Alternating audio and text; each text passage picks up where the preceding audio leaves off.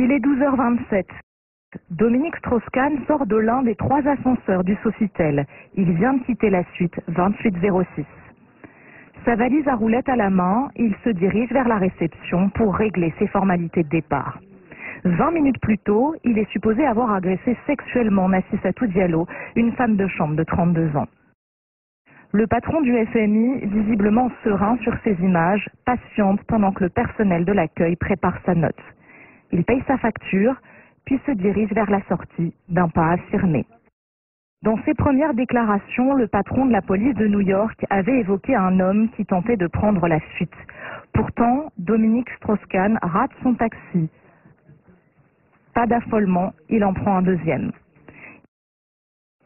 Il passe un coup de fil, il appelle sa fille, avec qui il a rendez-vous dans un restaurant situé à proximité du Sofitel. DSK est dans le taxi, il est 12h30. Son départ de l'hôtel a duré 2 minutes 55. Il est 12h51, soit 45 minutes après son agression supposée par Dominique Strauss-Kahn. La femme de chambre sort de l'ascenseur, accompagnée par l'une de ses responsables et par Derek May, un agent de la sécurité. Cet agent passe un coup de fil depuis la réception à un interlocuteur inconnu. À 12h53, Brian Yearwood, ingénieur en charge de la vidéosurveillance de l'hôtel, sort à son tour de l'ascenseur. 1 minute plus tard, les 2 hommes retrouvent Nafissatou Diallo et sa responsable dans un couloir de service au rez-de-chaussée.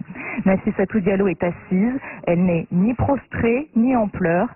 8 minutes d'attente avant que l'un des agents écoute son témoignage. À 13h04, Nafissatou Diallo décrit enfin son agression supposée à un 3e homme, un autre agent de l'hôtel, Adrian Brunch. Il est dans ce local de sécurité, on ne le verra jamais à l'image. Elle fait des grands gestes, se touche la poitrine, elle est agitée et volubile. L'une de ses responsables lui demande de mimer précisément la scène. Les 2 femmes s'engagent dans un jeu de rôle, la victime et l'agresseur. Puis Nafissatou Diallo se retrouve à nouveau seule. Assise, elle attend, elle semble délaissée par les autres membres du personnel. À 13h33, Adrian Brunch compose le 911, il appelle la police. 1505 commissariat, quel est l'objet de votre appel? Ici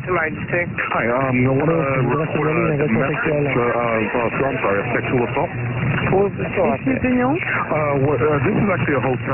Un hôtel, une femme de chambre a été attaquée par un de nos clients. Il y a combien de temps? Il y a à peu près 30 ou 40 minutes. C'est quel nom? Oui. Un client dans l'hôtel, mais quel est le nom d'hôtel? Hôtel Sofitel. Et répétez? Sofitel. S-O-F-I-T-E-L. Après le coup de fil à la police, les 2 agents de l'hôtel, Derek May et Brian Yearwood, vont s'isoler. On les retrouve dans un autre local où ils sont seuls, sans témoins. Ils se parlent, puis soudainement explosent de joie. Ils se frappent dans les mains et s'enlacent. Derek May réalise quelques pas de danse. Un journaliste américain avait évoqué une danse de la joie de 3 minutes. La direction du Sofitel avait rectifié le tir, précisant que cette séquence durait 8 secondes. Cette scène dure en réalité montre en main 12 secondes. Que célèbrent exactement ces 2 agents?